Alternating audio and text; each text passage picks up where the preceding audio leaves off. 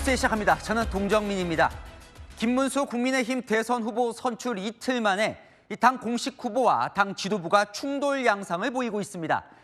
빨리 한덕수 전 국무총리와 단일화를 해야 한다는 지도부와 급하게 할 필요 없다는 김문수 후보 간의 이견이 발생한 겁니다. 김 후보는 당 지도부가 당무 협조를 거부했다며 당무 우선권을 행사하겠다는 뜻을 밝혔습니다. 당 지도부는 단일화를 약속하고 당선된 김 후보가 해당 행위를 하고 있다고 맞섰습니다. 첫 소식 남영주 기자입니다. 김문수 국민의힘 대선 후보가 당무 협조를 거부했다며 당 지도부를 직격했습니다. 그러면서 3일 안에 단일화를 진행하라고 요구했다는 사실도 공개했습니다. 오늘 선출된자마자 이제 단일화 어떻게 할 거냐 방법을 내놔라 뭐 이렇게 하는 것은 이제 조금 저도 숨을 한번 돌리고. 권영세, 권성동 등 지도부가 3일과 4일 회의에서 연이어 한덕수 전 총리와의 단일화를 언급하자 김 후보는 격앙된 반응을 보인 것으로 전해졌습니다. 김 후보는 공식 입장문에서 당 지도부가 후보의 사무총장 임명 요청을 불발시켰다며 대통령 후보에게 주어진 당무 우선권을 발동해 필요한 조치에 나서겠다는 뜻도 밝혔습니다. 김 후보는 후보 선출 당일 캠프 인사인 장동혁 의원을 사무총장으로 내정했습니다. 하지만 당 지도부는 오늘 장 의원이 고사했다며 이양수 사무총장을 유임했습니다. 당 지도부는 애초 신속한 단일화를 약속했던 김문수 후보가 이제 와서 다른 태도를 보이고 있다며 문제 삼고 있습니다. 국민의힘 지도부 관계자는 김 후보의 지금 태도는 해당 행위에 가까운 수준이라며 지도부 역시 다양한 옵션을 생각할 수밖에 없다며 맞대응을 예고했습니다. 채널A 뉴스 남영주입니다. 자, 김문수 대선 후보는 단일화는 하겠다면서도 이 속도 조절에 나선 모습입니다. 오늘 만나서 논의하자는 한덕수 전 총리의 요구에 응하지 않았습니다. 김 후보 측에선 투표 용지가 인쇄되는 25일까지 시간이 있다. 한 전 총리는 범야권 세력보다 단일화 후순위라는 이야기까지 나오기 시작했습니다. 손인혜 기자의 단독 보도입니다. 김문수 국민의힘 대선 후보는 후보 비서실장인 김재원 전 의원과 박계동 전 의원의 단일화 실무를 맡기는 안을 검토 중입니다. 박 전 의원은 채널A와 통화에서 한덕수 전 총리 측보다 이준석, 이낙연 측과 더 먼저 마음을 맞출 수 있다며 세력과 세력 간 결합이 돼야 하는데 한 전 총리 쪽은 집토끼라고 말했습니다. 단일화 협상에 있어 한 전 총리 측과의 협상이 최우선 순위는 아닐 수 있다는 겁니다. 단일화 마지노선 시점도 당 지도부와 온도차가 있습니다. 후보 등록 마감일인 11일이 아니라 투표용지 인쇄 시작일인 25일 전에만 맞추면 된다는 주장이 나오기 시작했습니다. 한덕수 전 총리는 조계사에서 김 후보를 만나 오늘 중 만남을 제안했다는 사실을 공개했습니다. 김문수 후보가 원하는 시간과 장소를 가리지 않고 오늘 중으로 만나자 이렇게 말씀드렸고 제가 한 3번쯤 말씀드렸습니다. 김 후보 측은 곧장 공지를 통해 곧 다시 만나자는 덕담이 오갔고 그 외 다른 발언은 없었다고 선을 그었습니다. 즉시 찾아뵙겠다고 하셨는데 아직 오늘 만나 뵈실 일정은 없으신 걸까요? 그 정도 괜찮습니다. 단일화 의지는 변함 없으신 거죠? 김 후보 측은 김재원 비서실장과 박계동 전 의원이 단일화 추진단에 포함될지는 확정되지 않았다고 밝혔습니다. 채널A 뉴스 손인혜입니다. 국민의힘은 잠시 후 긴급 의원총회를 엽니다. 단일화 협상이 진전이 없자 연유지만 지역에서 올라와 이 김문수 후보를 향해 단일화 압박에 나서는 건데요. 최소한 단일화 날짜라도 내놔야 한다는 입장이라는데 상황 어떤지 국회 연결해 보겠습니다. 자, 조민기 기자, 의총이 시작한 겁니까? 네, 국민의힘 의원총회는 잠시 후죠. 저녁 8시 시작될 예정입니다. 당초 7시로 예정됐지만 연휴 기간 지역에 내려간 의원들이 모이는데 다소 시간이 필요한 걸로 보입니다. 오늘 의총의 핵심 의제는 바로 단일화입니다. 김문수 국민의힘 대선 후보가 단일화 협상에 나서지 않는다며 의원들이 지도부의 요구에 소집된 의총입니다. 한덕수 전 총리와의 단일화 협상 의지가 있는지 물어보겠다는 겁니다. 한 재선 의원은 단일화한다고 뽑았더니 화장실 들어갈 때와 나올 때가 다른 거냐며 최소한 단일화 날짜라도 내놔야 한다고 했습니다. 경선 당시 약속이 거짓이었는지 묻겠다거나 6월 3일 대선일까지의 권력에 취하면 안 된다는 말을 해줄 것이라고 예고한 의원도 있었습니다. 하지만 김 후보가 오늘 의총에 참석할지가 미지수입니다. 명목상 대선 후보와 의원들의 상견례 자리지만 모이는 이유가 뻔한 상황에서 후보가 굳이 이 자리에 올 필요가 있느냐는 기류도 캠프 내부에서 읽힙니다. 자, 의원들의 단체 움직임은 이미 시작된 분위기인데요. 네, 사선 중진 의원 7명이 먼저 나섰습니다. 단일화를 염원하는 국민들의 희망에 부응해야 한다며 후보 등록 마감일인 5월 11일 전에 단일화가 이뤄져야 한다며 성명서를 발표했습니다. 3선 의원들도 조금 전 단체 성명을 발표했습니다. 머뭇거릴 시간이 없다며 그 어떤 전제 조건도 없이 오늘 중에라도 즉각 단일화에 임해주시기 바란다고 촉구했습니다. 지금까지 국회에서 전해드렸습니다. 국민의힘 내부가 발칵 뒤집힌 이유, 김문수 후보 스스로 경선 기간 해왔던 말 때문이기도 합니다. 김문수 후보를 지지했던 당 의원들조차 왜 앞뒤가 다르냐며 사기 약혼 당했다고 반발하는 분위기입니다. 김민곤 기자입니다. 김문수 후보는 경선 기간 핵심 전략이 이른바 김덕수 전략이었습니다. 한덕수든 김덕수든 누가 나오더라도 우리는 반드시 단일화해야 된다. 한덕수 전 총리가 출마하면 먼저 단일화 이야기를 꺼내겠다고 했습니다. 경선 초반부터 흔들림 없이 단일화를 주장한 후보로서 제가 즉시 찾아뵙고 신속하고 공정한 단일화를 성사시킬 것입니다. 단일화 제안 시점도 직접 입장을 밝혔습니다. 단일화를 한다면 전당대회 직후여야 한다. 만약에 직후여야 한다면 5를 들어주시고요.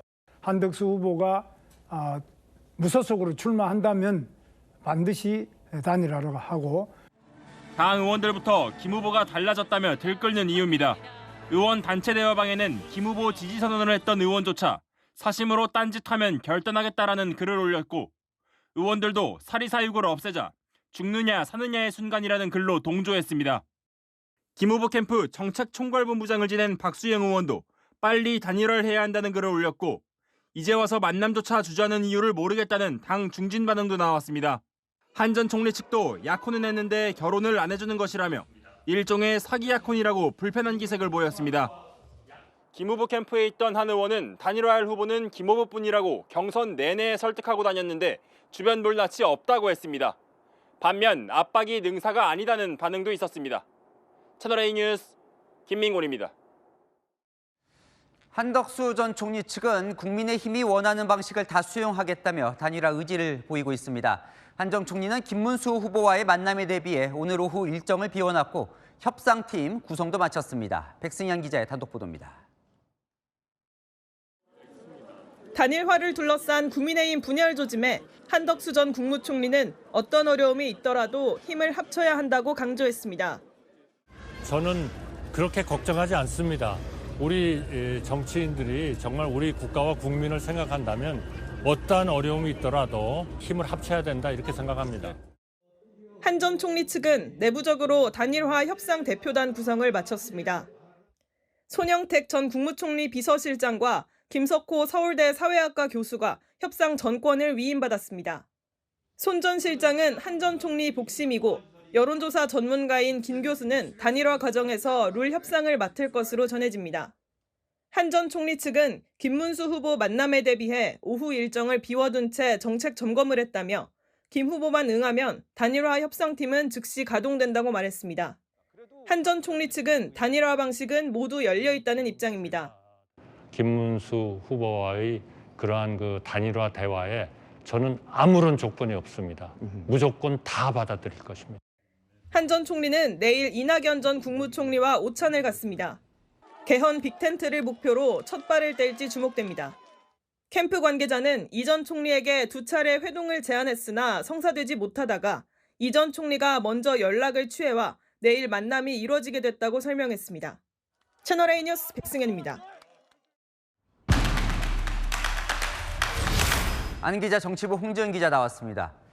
아니 토요일에 대선 후보가 선출이 돼서 이제 이틀 됐는데 이 뭐 단일화 어떻게 되는 거예요 지금? 네, 일단 김문수 후보와 그 측근들 분위기가요, 심상찮은 건 맞습니다.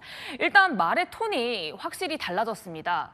한덕수든 김덕수든 다 좋다. 선출 직후 단일화에 나서겠다고 했던 경선 때 온도보다는 확실히 좀 식었습니다. 생각이 바뀐 거예요? 네, 공식적으로는요, 이 단일화의 의지에는 변함이 없다 이렇게 말을 하고 있는데요. 사흘 지켜본 지도부도 주변 인사들도 일단 달라졌다고 말하고 있습니다. 당 후보에 당선된 지난 토요일 밤 지도부와의 만남, 어제 오전 선대위 회의, 그리고 오늘 김문수 후보가 주변에 한 이야기들을 종합해보면 김 후보는 내가 국민의힘 후보다, 국민의힘은 한덕수 당이 아니다라며 단일화에 계속 부정적이라는 겁니다. 뭐 김문수 후보 주변에 참모들도 있잖아요. 거기는 어때요? 네, 경선 때 캠프에 있었던 인사들의 혼란도 아주 큰 상황입니다. 주변에서 단일화에 대한 진정성이 무너지면 끝장난다. 최소한 날짜라도 몫을 받고 가셔야 한다. 이렇게 건의도 했다고 하는데요. 한 관계자는 후보가 단일화 이야기를 꺼내면 역정을 내는 상황이라고 전했습니다. 내일은 1박 2일로 지방 일정을 떠납니다. 만남이든 협상이든 최소한 이틀은 또 어려운 겁니다. 그럼 뭐예요? 단일화를 안 하겠다는 거예요? 김문수 후보의 마음이 뭡니까? 네, 김 후보의 마음은요, 두 가지로 정리할 수 있겠다는 게 측근들의 얘기입니다. 그중 하나가 하기는 할 건데 지금은 아니라는 겁니다. 이제 막 후보가 됐는데 빚 받으러 기다렸던 마냥 단일화 얘기하는 게 불쾌하다는 겁니다. 김 후보 측은 당선되자마자 단일화하라는 건 무리라는 게 후보의 인식이라며 후보도 투표용지 인쇄 시점인 25일 전까지 하면 된다고 보고 있다고 전했습니다. 주변에서는 25일까지 버티면 한덕수 후보는 무소속이라 조직과 돈이 없어서 하차할 거고 결국 김문수 후보로 단일화될 거라고 보는 시각도 있습니다. 아까 두 가지라고 했나요? 그럼 하나 더 있겠네요. 네, 주변에서는 새로운 이야기가 나오기 시작했는데요. 한덕수가 꼭 단일화의 선순위냐는 겁니다. 한덕수 대 김문수, 개인 간 단일화는 의미 없다. 더 큰 빅텐트를 쳐야 한다는 건데요. 한동훈, 이준석 후보나 이낙연 전 총리를 잡는 게 더 급선무라고 보는 분위기입니다.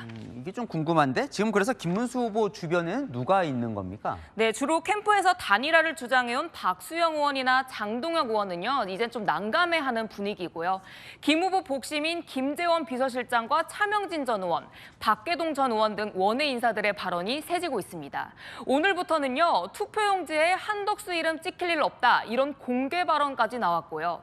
일각에서는 지금 하면 어떤 형태의 단일화를 하더라도 한덕수 후보를 이길 방법이 없다는 걸 알기 때문에 사실상 버티기 전략에 들어간 거 아니냐, 이런 분석도 내놓고 있습니다. 어쨌든 후보 등록이 지금 일주일 정도 남은 건데 이번 주 일요일까지니까 장담을 못 하겠네요, 단일화를. 네, 그렇기 때문에 지금 당내 의원들이 발칵 뒤집힌 겁니다.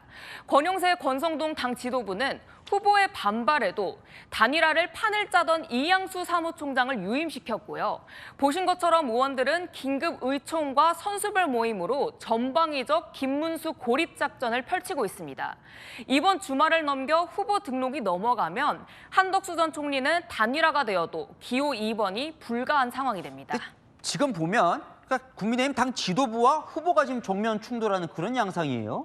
네, 그렇습니다. 그래서 김 후보가 오늘 비장의 무기를 꺼냈습니다. 바로 당무 우선권입니다.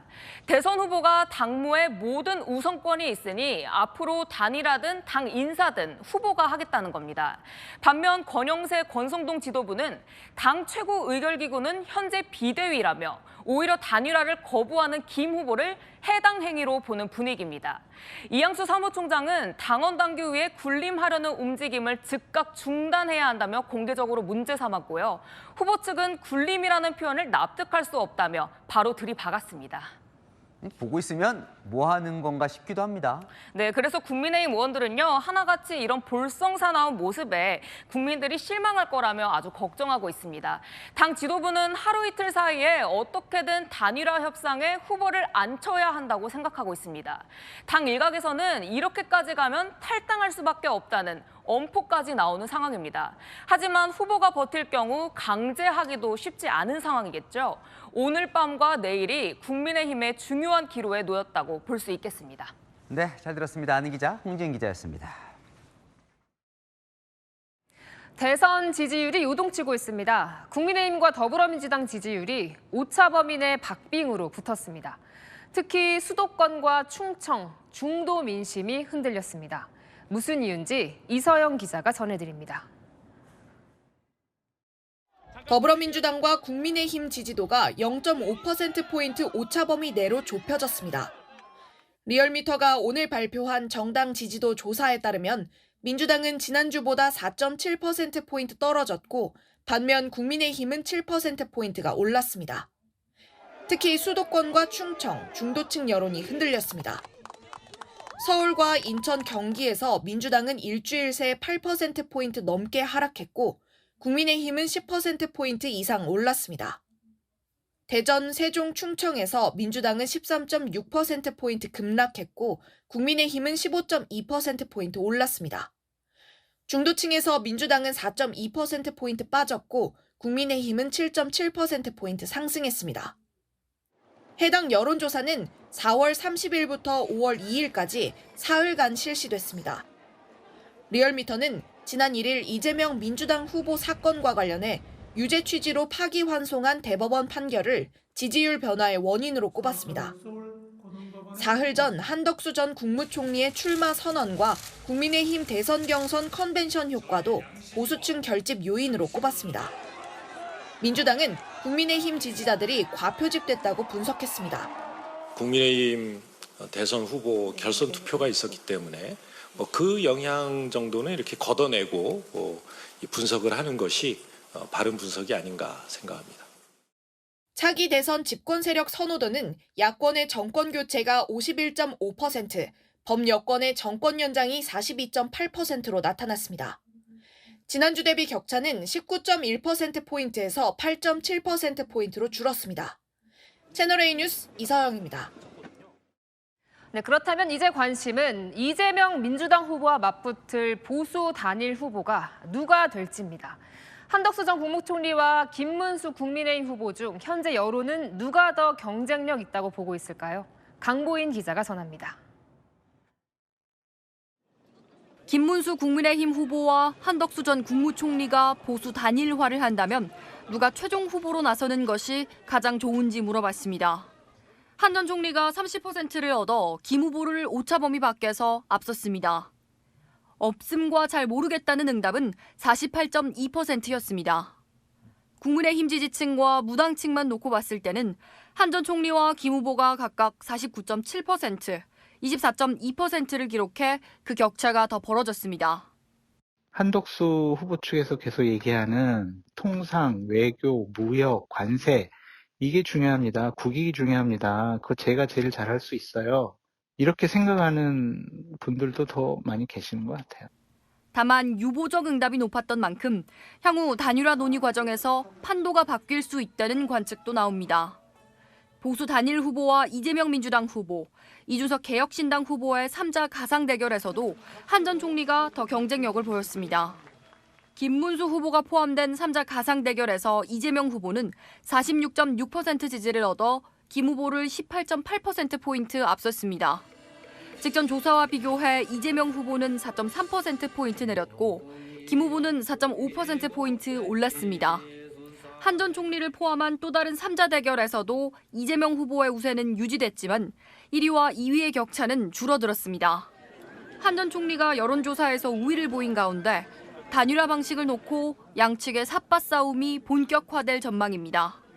채널A 뉴스 강보인입니다. 더불어민주당은 오는 15일로 예정된 이재명 대선 후보의 파기환송심 재판을 연기하지 않을 경우 조희대 대법원장 탄핵을 검토하고 있습니다.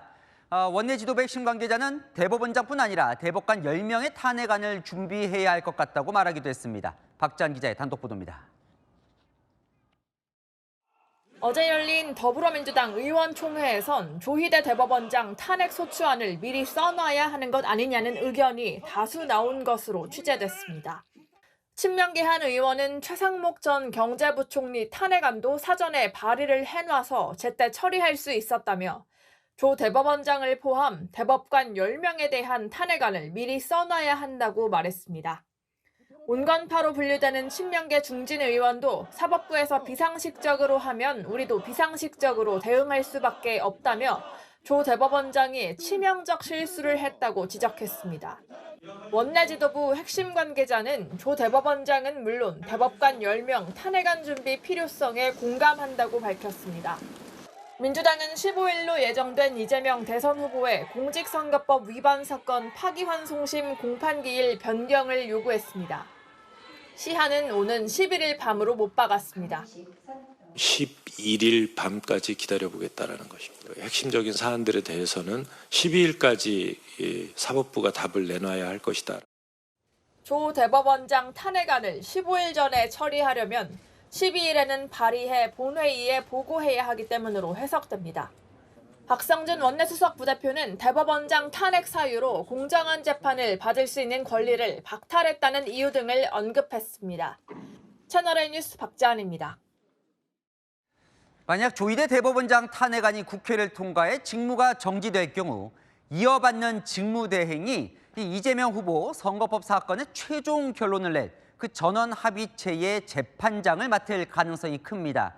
이재명 후보가 무죄라는 의견을 냈던 이흥구 대법관이 재판장을 맡을 가능성이 거론됩니다. 이기상 기자입니다. 조희대 대법원장의 탄핵 소추가 의결돼 직무가 정지되면 대법원은 초유의 대법원장 직무대행 체제가 됩니다. 직무대행은 이재명 후보 선거법 사건이 다시 대법원으로 넘어오면 재판장이 됩니다. 대법원장 공석시 직무대행은 대법관 중 최선임자가 맡습니다. 지금은 노태학 대법관이 최선임입니다. 하지만 대선을 관리하는 중앙선거관리위원회 위원장을 겸직하고 있어 이 후보 재상고심에는 관여하지 않을 가능성이 높습니다. 지난 1일 대법원 판결 심리 때도 노 대법관은 스스로 빠졌습니다. 차순위 선임자 이흥구 대법관이 재상고심 재판장을 맡을 가능성이 제기되는 이유입니다. 이 대법관은 1일 선고 때 이 후보에게 무죄를 확정해줘야 한다는 소수 의견을 냈던 2명 중 1명입니다. 이상의 다수 의견에 대하여는 대법관 이흥구, 대법관 오경무의 반대 의견과 반대 의견에 대한 대법관 이흥구의 보충 의견이 있습니다. 문재인 정부에서 임명된 이 대법관은 이 후보에게 유죄를 선고한 다수 의견에 대해 민주주의 정치 공론의 장을 허물 수도 있는 위험한 해석이라고 비판했습니다. 상고심 결론이 빠르게 난 걸 두고도 설득과 숙고의 과정이 치열할수록 얻게 되는 보석은 더 찬란하다고 지적했습니다. 조희대 대법원장 탄핵이 대법원의 이 후보 사건 재판장 교체와 재판 속도를 늦추는 연쇄 효과로 이어질 수 있다는 관측이 나옵니다. 채널A 뉴스 이기상입니다. 민주당이 이재명 대선 후보의 재판 날짜를 대선 이후로 바꿔달라고 법원에 요구했습니다. 이 후보는 이달 선거법뿐 아니라 다른 재판 출석도 예정돼 있는데요. 선거운동 기간엔 출석하지 않아도 되도록 미뤄달라는 겁니다. 법원이 받아줄까요? 김지윤 기자입니다. 이재명 대선 후보의 공직선거법 파기환송심 첫 공판은 오는 15일 열립니다. 대선 공식 선거운동 나흘째 되는 날입니다. 이 후보 측은 이번 주 서울고법 재판부에 재판 날짜를 연기해달라고 신청할 걸로 전해졌습니다. 선거운동의 자유를 보장해달라는 겁니다. 더불어민주당은 이 재판 외에 대장동 특혜 개발 의혹 재판 등 다른 재판 일정도 멈추라고 요구하고 나섰습니다. 6월 3일 날 대선 투표하는 당일 날 가장 유력한 후보인 더불어민주당의 기호 1번 이재명 후보를 재판받으러 오라고 합니다. 이게 맞습니까? 선거운동 기간 중 잡혀있는 출마 후보들에 대한 공판 기일을 모두 대선 이후로 변경하십시오. 이 후보는 지난해 4월 총선 때도 불출석 사유서를 냈습니다. 당시 법원은 정치 일정을 고려해 기일을 조정하면 특혜라는 이야기가 나올 거라며 불허했습니다. 결국 이 후보는 총선 전날에도 법정에 출석했습니다. 국민으로서 재판 출석 의무를 지키기로 했습니다. 당장 오늘 13일에는 대장동 재판 일정도 잡혀 있습니다. 앞서 이 후보 측은 13일과 27일 재판 중 하루는 불출석을 허락해달라고 했지만 재판부는 기일이 너무 많이 빠졌다며 재판 일정을 그대로 진행하기로 했습니다. 채널A 뉴스 김지윤입니다. 안희 기자, 법조팀 유준 기자 나와 있습니다. 자, 민주당은요, 대법원이 내려보낸 이 선거법 파기환송심을 15일 정해진 걸 미뤄달라고 하고 있어요. 이달 안에 이 파기환송심은 나올 수 있는 겁니까? 네, 선고까지도 가능한 일정입니다. 재판부가 예정대로 15일에 공판을 열고 이날 이 후보가 안 나오면 바로 다음 재판 날짜를 정할 수가 있는데요. 이 다음 재판에서 바로 선고까지 하는 게 가능합니다. 이미 대법원이 사실상 유죄로 판단을 했고 양형을 결정하는 재판이라서 가능한 겁니다. 가능해요. 그러면 최종 확정은 그리고 다시 대법원 가야 되잖아요. 이것도 대선 전에 가능합니까? 그것까지는 사실상 어렵습니다. 대법원 재상고 절차에 필요한 이 절대적인 시간 때문인데요. 파기환송심 선고 날부터 7일 안에 상고를 해야 하고 상고장 접수일에서 20일 안에 상고 이유서를 내야 합니다. 이 후보 측이 만약 상고를 한다면 최장 27일의 시간이 법적으로 보장되기 때문에 이제 단 29일밖에 남지 않은 대선 이전의 판결 확정은 사실상 불가능한 겁니다. 그렇다면 이게 궁금해지는데 민주당은 왜 이 대법원장, 조희대 대법원장의 탄핵까지 언급하는 거예요? 천에 하나, 또 만에 하나 가능성도 원천 봉쇄하겠다 이런 취지로 읽힙니다. 지난달 말 이 후보 사건이 대법원 전원합의체에 회부될 때만 해도 이 후보 측과 민주당 무죄 확정을 예상했었거든요. 그런데 결과는 정반대였죠. 그러니 이번에는 절대 안심 못한다는 겁니다. 천대엽 법원행정처장이 지난주 국회에 나와서 상고이유서 제출 기회는 반드시 보장돼야 한다 이렇게까지 말을 했지만 대법원을 향한 의심 수그러들지 않는 분위기입니다. 자, 그러면 대법원장은 어떤 사유로 이제 탄핵이 될 거냐? 대법원이 너무 빨리 선고를 했다. 이게 지금 탄핵 사유가 될까요? 예, 법률이나 헌법에 중대한 위반이 있을 때 탄핵 사유가 되는 건데 공직선거법을 보면 재판을 빨리 하라는 규정은 있어도 오래 해야 한다는 규정은 없습니다. 대법원 선고가 빨랐다고 해서 그 자체가 위법이라고 하기는 쉽지 않은 겁니다. 민주당이 문제 삼는 이유가 그러다 보니까 졸속 심리를 했다는 거예요. 9일 만에 회부가 되고 이건 어떻습니까? 네, 전원합의체 회부부터 선고까지 실제로 9일이 걸린 건 맞습니다. 하지만 검찰이 상고한 이 3월 27일부터 심리가 이미 가능했기 때문에 이때를 기준으로 하면 대법원 심리 기간 35일이 됩니다. 4배 가까이 심리 기간이 늘어나는 셈인 겁니다. 근데 그 부분도 지적하던데, 그러니까 전원합의체의 사건이 배당되기도 전에 대법관들이 기록을 본 거, 그것도 위법이다 이렇게 주장하던데요. 네, 대법관들이 관련 기록을 보는 것 합법입니다. 현행 법원조직법을 보면 사건 접수 때부터 대법원장과 대법관 전원이 사건 심리 권한을 갖는다고 규정하고 있거든요. 전원합의체 회부 전이라도 기록을 볼 수 있다는 거죠. 마지막으로 이 부분을 가장 많이 지적합니다. 전체 사건 기록이 6만 쪽이나 된다는 거예요. 그걸 대법관들이 다 읽어보지도 않고 판결했던 거 아니냐. 이 부분은 어떻게 돼요? 예, 대법원 상고심의 특징을 보시면 법률심이거든요. 그래서 1심과 2심의 오류 여부만 판단을 합니다. 그렇다 보니까 검찰의 수사 기록이나 하급심 재판 기록을 모두 다 보는 게 아니라 필요한 부분만 발췌해서 확인하는 식으로 진행이 됩니다. 또 검찰 상고부터 약 한 달의 시간이 주어졌던 걸 감안해보면 대법관들이 필요한 기록을 볼 시간은 충분했을 거라는 게 일선 판사들 설명입니다.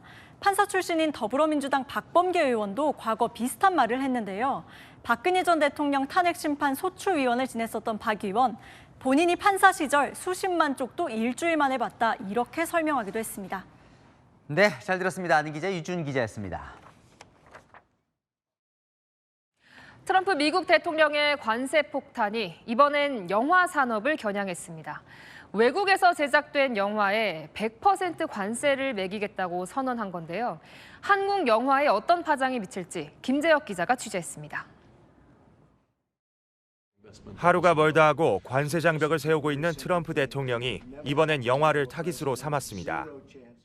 Hollywood is being destroyed. Now, other nations, a lot of them, have stolen our movie industry. And I'm saying, if they're not willing to make a movie inside the United States, then we should have a tariff on movies that come in. 그러면서 상무부와 미국 무역 대표부에 외국에서 제작된 모든 영화에 대해 100% 관세를 부과하는 절차를 즉시 시작하도록 승인할 것이라고 밝혔습니다. 미국 영화 산업 쇠퇴는 국가 안보에 위협이 된다는 게 그 이유입니다. 할리우드 일대에선 지난 10년간 영화나 TV 콘텐츠 제작이 40% 가까이 줄어들었습니다. 영국과 호주, 캐나다 등이 영화사와 글로벌 OTT에 세금 혜택을 제공하는 것도 한몫했는데 이게 못마땅한 겁니다. 한국 영화 기생충이 오스카상을 탄 것도 일종의 문화 침공으로 보고 있습니다. How bad were the Academy Awards this year? Did you see it? And the winner is a movie from South Korea. What the hell was that all about? 한국 영화계와 문체부는 지금까지 무관세였던 만큼 수출 타격은 불가피할 것으로 전망합니다. 다만 관세 부과 기준이나 방식이 아직 구체화되지 않은 데다 넷플릭스 등 OTT 포함도 명확하지 않아 미국 방침이 나오면 대응하겠다는 입장입니다. 채널A 뉴스 김재혁입니다. 트럼프는 또 세계에서 가장 악명 높은 감옥으로 알려진 엘커트레즈를 60년 만에 다시 열겠다고 선언했습니다. 누구를 가두려는 걸까요? 장하연 기자입니다. 바다 한가운데 있는 바위섬. 그 안에 건물로 들어가자 넓고 좁은 감방들이 끝없이 펼쳐집니다. 미국 캘리포니아 샌프란시스코 해안 근처에 있는 엘커트레즈 감옥입니다. 1934년부터 29년간 흉악범 수용시설로 운영됐는데 인권과 복지, 시설 수준이 최악이어서 탈출 불가능한 교도소로 불렸습니다. 마피아 두목인 알 카포네 등이 수용됐고 이 장소를 소재로 한 할리우드 영화가 만들어지기도 했습니다. 그런데 62년간 폐쇄됐던 이곳을 도널드 트럼프 미국 대통령이 재개장하겠다고 밝혔습니다. 트럼프는 미국이 아무 기여도 없는 쓰레기 같은 존재들에 고통받아왔다며 범죄자들을 멀리 떨어뜨리는 것이 올바른 방식이라고 밝혔습니다. 트럼프는 취임 이후 범죄 전력이 있는 불법 이민자 추방을 강력 추진해왔는데 연방법원이 적법한 절차를 따르라며 제동을 걸자 다른 방법으로 추방 강행 의지를 드러낸 것으로 보입니다. So many of these radicalized judges, they want to have trials for every single, think of it, every single person that's in our country illegally. And it's just so ridiculous. It's a symbol of law and order. 이런 가운데 트럼프는 방송 인터뷰에서 불법 이민자 추방에 적법한 절차가 필요한 것 아니냐는 질문에 모르겠다고 답해 헌법 수호 선서를 무시했다는 지적을 받고 있습니다. 채널A 뉴스 장하연입니다. 중국과 러시아는 트럼프의 견제 속 밀착 행보를 보이고 있습니다. 시진핑 주석이 10년 만에 러시아 전승절에 참석할 예정인데요. 푸틴 대통령과 반미 연대를 강화할 거란 분석이 나옵니다. 송진섭 기자입니다. 중국 외교부가 밝힌 시진핑 중국 국가주석의 방러 일정은 이달 7일부터 10일까지 나흘간 현지 시각 9일 러시아 모스크바에서 열리는 제2차 세계대전 전승절 80주년 행사 전후로 시 주석은 열병식에도 참석할 걸로 보입니다. 시 주석의 열병식 참석은 2015년 70주년 이후 10년 만입니다. 특히 트럼프 2기 행정부 출범 이후 중러 두 정상이 만나는 건 이번이 처음으로 주요 외신들은 두 정상이 반미국 연대를 강조할 걸로 보고 있습니다. 이를 예고하듯 중국 외교부는 시 주석의 방러 입장문에서 중국과 러시아는 일방주의와 괴롭힘에 반대한다며 미국의 대립각을 세웠습니다. 두 정상은 트럼프 취임 직후 화상회담을 통해 중러 밀착을 강조한 바 있습니다. 中俄关系的稳定性和坚韧性，应对外部环境的不确定性。Совместная работа России и Китая объективно играет важную стабилизирующую роль в международных делах. 하지만 100일이 지난 지금 중국은 미국의 145% 관세 폭탄에 통상 전쟁을 벌이고 있고 러시아는 트럼프의 우크라이나 전쟁 종결을 압박받는 등 양측이 반미로 한층 더 밀착할 것이라는 우려가 나옵니다. China's been ripping us off for many years, so maybe something should be thought about, a little bit of retribution. 이에 대해 트럼프는 오늘도 대중관세 강경 입장을 강조했고 러시아에는 제재 가능성을 언급하며 종전 압박을 이어갔습니다. 채널A 뉴스 송진섭입니다. 60대 운전자가 인도로 돌진해 시민들을 치고 달아났습니다. 아무 일 없다는 듯 자기 집 주차장까지 차를 몰고 갔는데 만취 상태였습니다. 정경은 기자입니다. 횡단보도에서 신호를 기다리는 행인들 앞으로 흰색 승용차가 달려옵니다. 행인 한 명이 차에 부딪혀 몸이 솟아올랐다가 바닥에 쓰러지고 다른 행인도 넘어집니다. 사고에 잠시 멈칫하던 차량은 곧바로 현장에서 멀어집니다. 차선을 물고 좌우로 움직이며 뒤따라가는 시민을 따돌리고 금세 사라집니다. 어제 오후 9시 10분쯤 경기 구리시에서 행인 3명을 다치게 한 사고 차량입니다. 여자분이 도로에 누워 있었고요. 이제 처치를 하고 있었는데 머리에 피가 나면서 붕대를 감고 있는 상황을 봤고요. 부상자 2명은 병원으로 옮겨졌는데 다행히 생명에는 지장이 없는 걸로 전해졌습니다. 운전자는 사고 장소에서 2km 떨어진 이곳 자신의 집까지 차를 몰고 왔다가 검거됐습니다. 경찰이 차량 동선을 추적해 아파트 주차장에 있는 유리창이 깨진 차량을 찾았습니다. 운전자는 60대 여성으로 혈중 알코올 농도는 면허 취소 수준의 만취 상태였습니다. 경찰은 운전자를 음주운전과 뺑소니 혐의로 입건해 정확한 사고 경위를 조사할 예정입니다. 채널A 뉴스 정경은입니다. 어린이날인 오늘 전남 완도의 한 리조트에서 일산화탄소로 추정되는 가스에 투숙객이 집단 중독됐습니다. 이 소식은 홍진우 기자가 보도합니다. 리조트 건물이 텅 비었습니다. 입구엔 경찰 통제선이 설치됐습니다. 사고가 난 건 오전 7시쯤. 이 리조트 투숙객들이 두통과 어지러움 같은 가스 중독 의심 증상을 호소했습니다. 소방당국은 성인 9명과 어린이 5명 등 14명을 병원으로 이송했습니다. 대부분 어린이날 연휴를 맞아 방문한 일가족들로 생명엔 지장이 없는 것으로 알려집니다.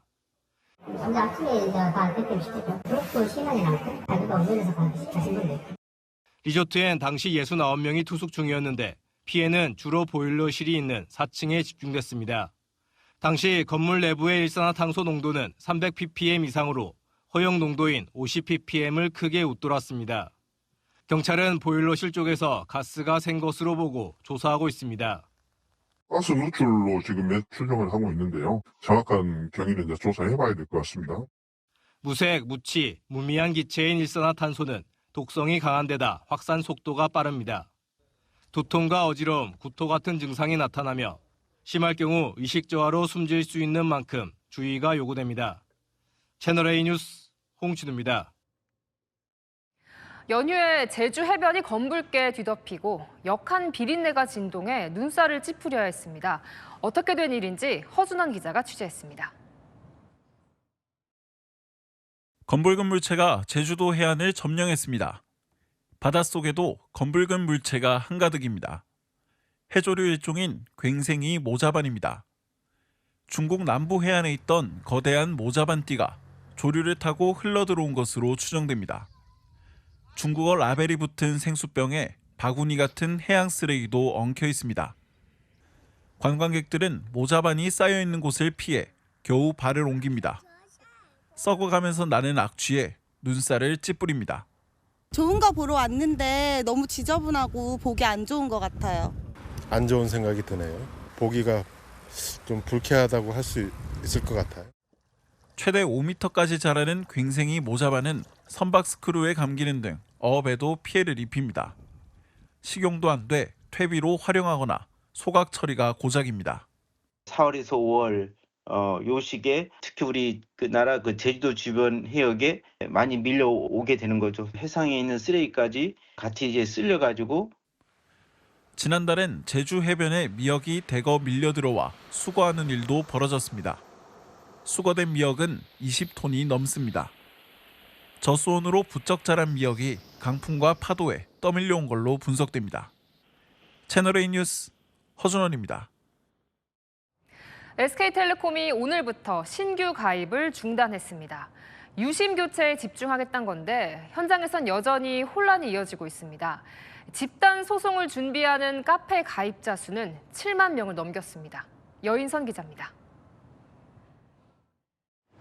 오늘부터 전국 2,600여 개 SK텔레콤 직영 대리점 매장에서 신규 가입이 중단됐습니다.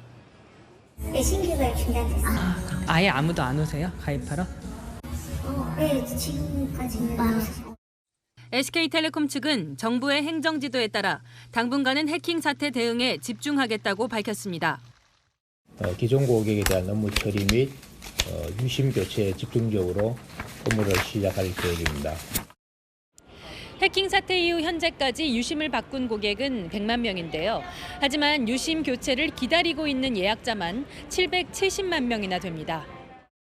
혹시나 유심을 바꿀 수 있을까 찾아왔다가 허탕을 친 소비자들은 분통을 터뜨립니다. 유심 칩 여기다 해달라 해서 온 거예요. 있을 수 없는 일이죠. SK텔레콤에 대한 집단 소송을 준비하는 온라인 카페에는 7만 명 넘게 가입했습니다. SK텔레콤 측은 전체 손해배상은 아직까지 논의하지 않고 있다는 입장입니다. 다만 해킹으로 인한 피해가 실제로 발생하면 책임지겠다고 밝혔습니다. 채널A 뉴스 여인선입니다. 네, 어린이들이 어린이날 가장 받고 싶은 선물, 역시나 스마트폰 같은 디지털 기기가 1위였는데요. 그 뒤를 바짝 추격한 선물이 있습니다. 김민환 기자가 들어봤습니다. 엄마 아빠와 함께 나온 어린이들로 공원이 북적입니다. 손등에 예쁜 꽃 그림을 그리고 고사리 같은 손으로 작은 구슬을 하나씩 꿰며 팔찌도 만듭니다. 원래 학교에서는 대충 쉬는 시간에 못 놀고 하는데 학교를 하고 안 가는 날은 정말 놀아서 좋아요. 인형 옆에서 자세를 잡으며 사진도 찍고 커다란 분수 앞에서 손뼉을 치며 환호합니다. 놀이기구 타가지고 제일 재밌었어요. 뭔가 아찔하기도 하고 재밌어가지고 타기가 좋았어요. 103번째 어린이날인 오늘 가족들과 시간을 보낸 아이들의 얼굴에는 웃음이 가득했습니다. 최근 설문조사에 따르면 어린이들이 가장 받고 싶은 선물 2위가 가족과의 시간으로 나타났습니다. 어린이날 가장 하고 싶은 일 역시 가족과 여행 가기가 1순위로 꼽혔습니다. 가족과 함께할 시간이 부족한 요즘 세태가 드러난 답변입니다. 학원 가느라 바쁜데 오랜만에 연휴가 있어가지고 나와서 재밌게 가족과 추억을 쌓아서 좋은 것 같아요.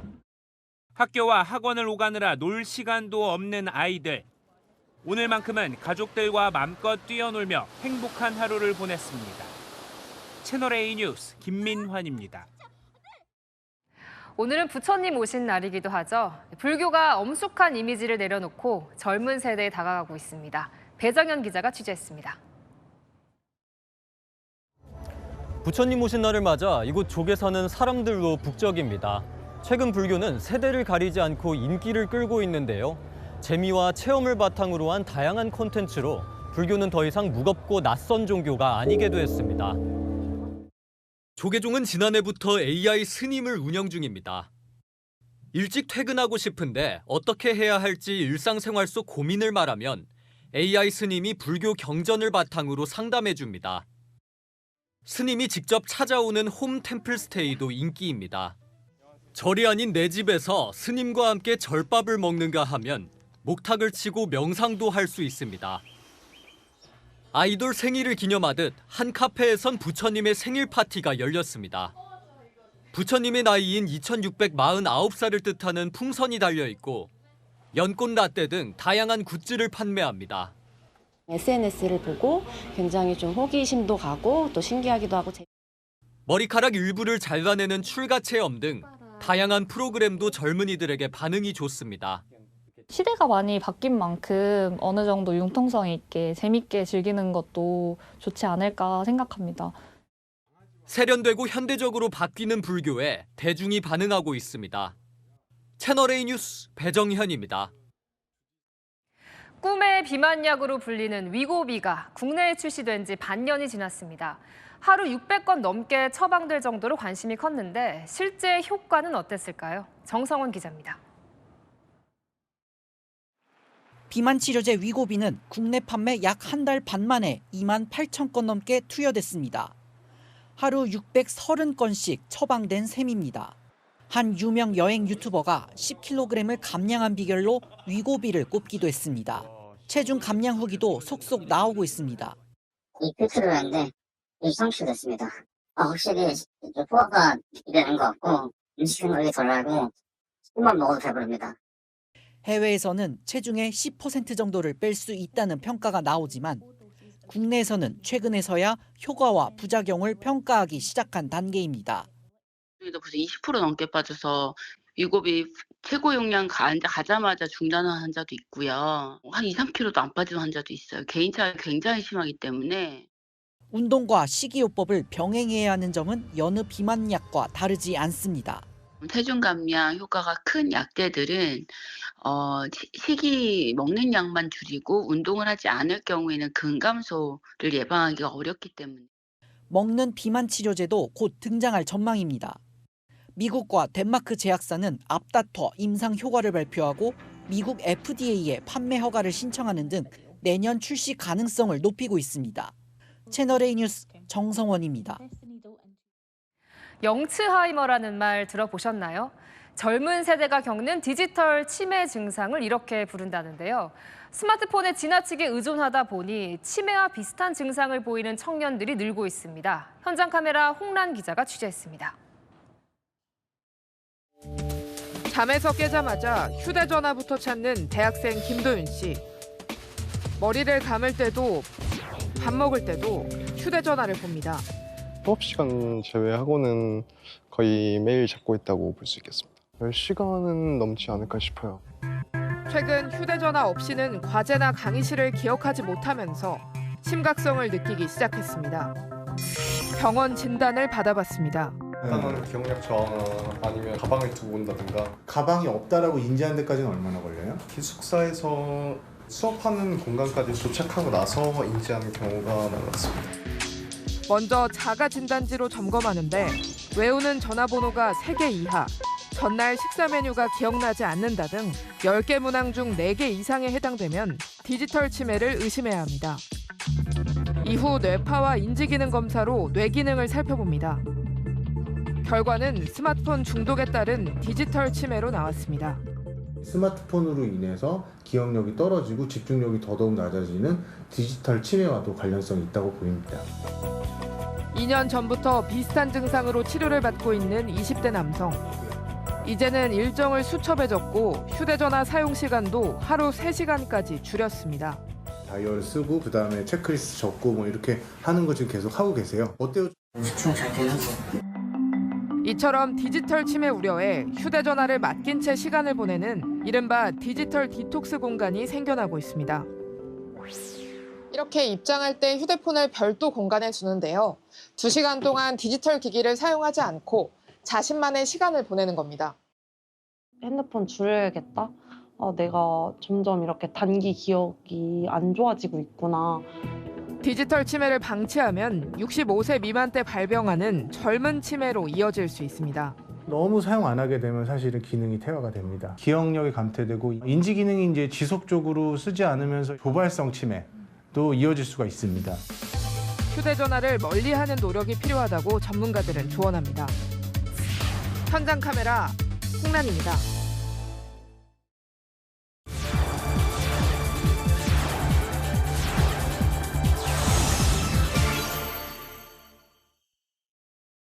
네, 미국 내 정치 양극화 여파가 식당으로도 번지고 있습니다. 아예 정치 이야기를 금지하는 식당이 생겼습니다. 반대로 트럼프 행정부 인사들이 자주 드나들 정도로 정치 대화를 권장하는 곳도 있다는데요. 세계를 가다 워싱턴에서 최주현 특파원이 취재했습니다. 미국 백악관에서 차로 30분 떨어진 곳에 있는 한 레스토랑입니다. 간판에는 중립지대라고 적혀 있습니다. 정치적 의미가 담긴 옷은 삼가라는 규정도 있습니다. 이 식당을 이용하기 위해서는 트럼프 대통령 지지자가 쓰는 마가 모자나 이 민주당을 상징하는 푸른색 넥타이는 착용할 수 없습니다. If we hear somebody talking politics and maybe we come to give them the water and we hear something, we may say, no, talking like that here at neutral ground. TV로 골프 중계는 볼 수 있지만 뉴스는 볼 수 없도록 했습니다. 제약이 많지만 손님들이 적지 않습니다. But never news. If President Trump come here, then he can't use the TV for the watching. That's correct. Yeah. 트럼프 2기 행정부 출범 이후 정치 분열이 극심해지고 10명 중 7명이 정치 스트레스를 받는다는 조사도 나온 가운데 정치 과잉에서 해방되려는 사람들을 겨냥한 식당이 생겨난 겁니다. 반대로 트럼프 이야기를 마음껏 할 수 있는 곳도 있습니다. 미 의회에서 차로 3분 거리에 위치한 이 유럽풍 레스토랑은 트럼프 지지자들의 새 아지트로 불립니다. 트럼프 측근들이 자주 방문한다는 입소문이 퍼지면서 트럼프와 공화당 지지자들의 예약이 이어지고 있습니다. 젊은 지지자들은 아예 이곳을 빌려 파티를 하기도 합니다. So we had heard that this is a Trump bar, and we wanted to find out where is this administration's bar. 극심한 정치 분열이 식당 문화도 바꾸고 있습니다. 워싱턴에서 채널A 뉴스 최주현입니다. 김문수 국민의힘 대선 후보와 한덕수 전 국무총리 휴일에도 바삐 움직였습니다. 이상원 기자입니다.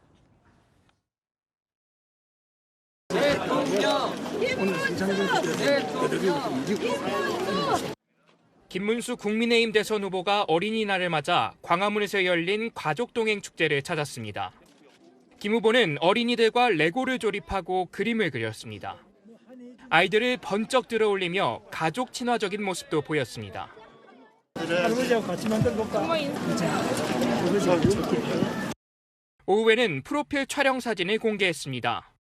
김 후보 캠프는 젊은 층 사이에서 유행하는 마무리 선언 밈을 차용했다고 설명했습니다.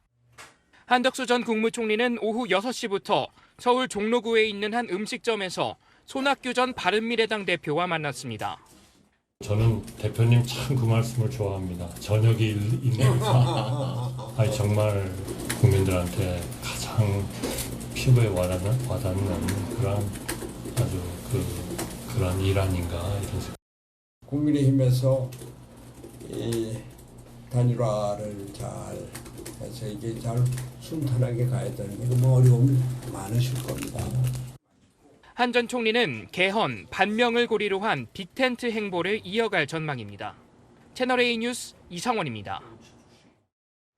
이재명 민주당 대선 후보는 지역 골목골목을 다니는 현장 행보를 이어갔고 어린이날을 맞아 아동 수당을 확대하겠다는 공약도 발표했습니다. 김문수 한덕수 단일화는 내란 연대라는 비판도 했습니다. 이준성 기자입니다.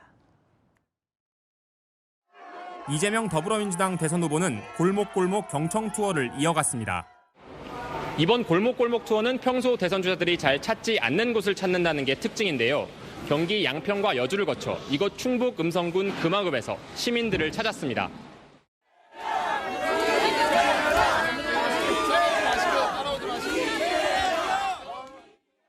양평에선 김건희 여사 일가 특혜 의혹을 거론했습니다. 공적 권한을 가지고 내 땅값 올리고 내가 뭔가 이익을 취해보겠다 이런 사람들은 공직을 하면 안 돼요. 그렇죠? 김문수 국민의힘 대선 후보와 한덕수 전 국무총리 단일화를 내란 연대로 규정했습니다. 두 분을 보니까 좀 안타까운 생각이 들었어요. 통합은 다 좋은 거긴 한데 제가 내란 연대인가? 이 후보는 본인을 향해 선거운동 기간 중에도 재판 출석을 요구한 법원 판단은 헌법을 근거로 부당하다는 뜻을 밝혔습니다. 선거운동에 공평한 기회를 보장해야 된다. 헌법 정신이라고 하는 것도 우리가 한번 생각해 보면 좋겠습니다. 어린이날을 맞아 아동수당 지급 대상 연령을 현재 8세 미만에서 18세 미만까지 단계적으로 확대하겠다는 공약도 발표했습니다. 채널A 뉴스 이준성입니다. 성혜란 기자와 열왕예랑 시작합니다. 첫 번째 주제 보겠습니다. 김문수 후보가 하루 종일 듣는 소리가 있나 보죠? 네, 김 후보 가는 곳마다 단일화를 묻는 질문이 빠지지 않았는데요. 오늘도 곳곳에서 이 목소리가 들려왔습니다.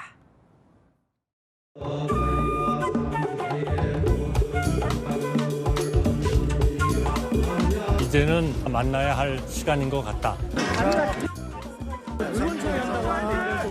아니 지금 단일화 해주세요. 나라탄 해주세요. 감사합니다. 저 봉축 행사에서 한덕수 전 총리와 대화할 시간도 있었던 것 같은데요. 네, 하지만 부처님 오신 날 봉축 행사에서도 이재명 후보와 대화하는 모습은 여러 차례 포착됐지만요. 이 한덕수 전 총리와 대화하는 모습은 카메라에 담기진 않았습니다. 어린이날 행사도 이어졌는데 그때도 그랬나요? 네, 단일화 질문에는 끝끝내 답을 하지 않았습니다. 저는 정치인 기질이 좀 있네. 즉시 찾아뵙겠다고 단일화 툭툭 결의 안 냈거든요. 여기 들어오세요. 예. 단일화가 신속히 이루어져야 한다는 단일화를 물어보면 오를 들었던 김 후보. 막상 마주할 시간이 다가오자 마음 복잡해지는 것 같습니다. 네, 다음 주제 보겠습니다. 홍준표 전 대구시장이 미국을 가나 보죠? 네, 탈당 후 연락 두절됐던 이 홍준표 전 시장이요. 청년 소통 커뮤니티에 마지막 인사를 남겼습니다. 잠시 미국으로 떠난다며 내가 당을 버린 게 아니라 당이 나를 버렸다고 서운함 드러냈고요.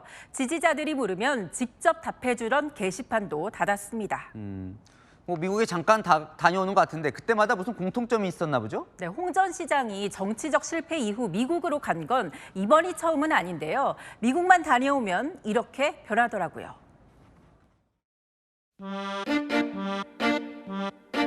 잠시 생각을 좀 정리하고 돌아오겠습니다. 난 당권 가지고 싸울 생각 저도 없습니다.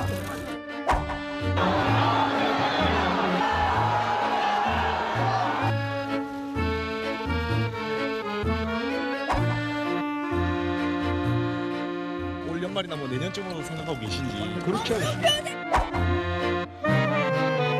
홍준표가 옳았다는 지적에 힘입어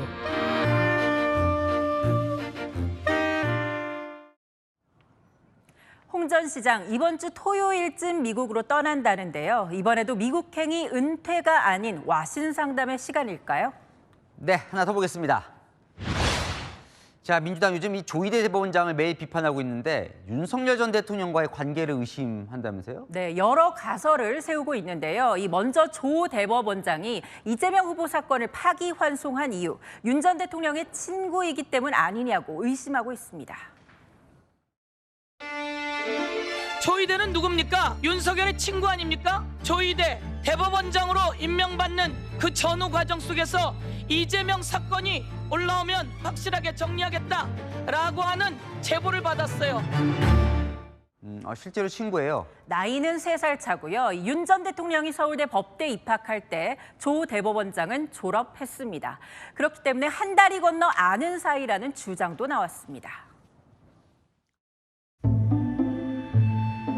그 소위 윤석열 5인방이라고 불리우는 사람이 있대요. 김현장이. 그때부터 윤석열과 조희대 사이를 덜이 놓으면서 이 계획을 세운 거 아니냐. 두 사람의 물리적 거리를 이유로 들고 나온 의원도 있었습니다. 또 윤석열 대통령 공간과 조희대 대법원장 공간이 이렇게 가깝네요. 수시로 만나서 식사하고 술 마실 수 있는 그런 가까운 관계 아니었을까. 설만 아직까지는 많은 거죠, 현재로? 네, 이 유착설이 있다면 정확한 근거를 내놔야겠죠. 마음에 들지 않는다고 음모론을 제기하듯 유착설 의혹을 제기하면 우리 사법 시스템이 흔들릴 수 있으니까요. 네, 지금까지 여랑야랑이었습니다. 연휴 마지막 날인 내일도 산발적인 비가 예상됩니다. 주로 충청 이남을 중심으로 내릴 텐데요. 비의 양은 제주에 5에서 10mm, 그 밖은 5mm로 적겠고요. 소강 상태를 보이는 곳도 많겠습니다. 국외에서 발원한 황사가 우리나라로 이동 중인데요. 내일 내리는 비에 섞여 내릴 수 있습니다. 대구와 경북 지역은 오후 한때 공기질이 탁하겠습니다. 비가 와 평년보다 조금 서늘하지만 기온은 점점 오름세를 보입니다. 목요일에는 서울의 낮 기온 24도로 덥겠습니다. 내일 아침 기온 다시 두 자릿수로 올라섭니다. 서울 10도, 광주 11도에서 출발하고요. 낮 기온도 오늘보다 더 오릅니다. 서울 20도, 대구 19도 예상됩니다. 모레부터 중부는 하늘에 구름만 지나겠고요. 금요일 남부와 제주에 비 예보 있습니다. 날씨였습니다. 뉴스에 마칩니다. 시청해주셔서 감사합니다.